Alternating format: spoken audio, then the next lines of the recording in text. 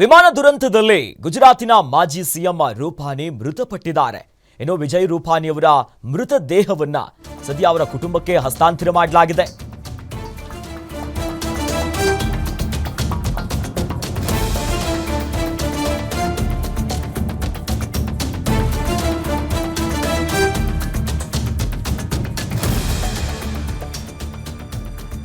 ಗುಜರಾತ್ ಮಾಜಿ ಸಿಎಂ ವಿಜಯ್ ರೂಪಾನಿಯವರ ಮೃತದೇಹವನ್ನ ಅವರ ಕುಟುಂಬಕ್ಕೆ ಹಸ್ತಾಂತರ ಮಾಡಲಾಗಿದೆ.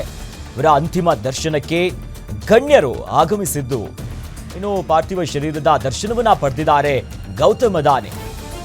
ವಿಜಯ್ ರೂಪಾನಿಯವರ ನಿಧನಕ್ಕೆ ಗಣ್ಯರು ಕಂಬನಿಯನ್ನ ಮೆಳೆದಿದ್ದಾರೆ.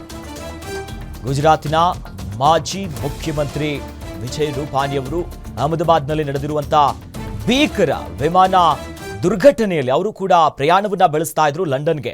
ಆಗ ಮಹಾ ದುರಂತದಲ್ಲಿ ಮೃತಪಟ್ಟಿದ್ದಾರೆ. ಸದ್ಯ ಅವರ ಮೃತದೇಹದ ಅಂತಿಮ ದರ್ಶನಕ್ಕೆ ಗಣ್ಯರು ಆಗಮಿಸಿದ್ರು. ಜೊತೆಲೇ ಗೌತಮ್ ಅದಾನಿ ಕೂಡ ಆಗಮಿಸಿದ್ರು.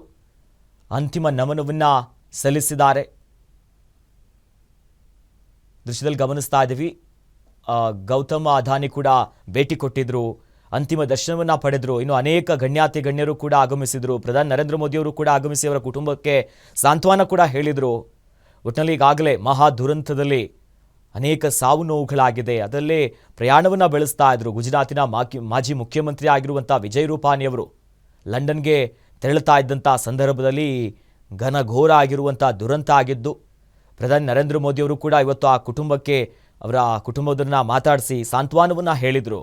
ಜೊತೆಯಲ್ಲಿ ಅನೇಕ ಗಣ್ಯರು ಆಗಮಿಸಿದ್ರು, ಮಾತನಾಡಿದ್ರು, ಕಂಬನಿಯನ್ನ ಮಿಡಿದಿದ್ರು.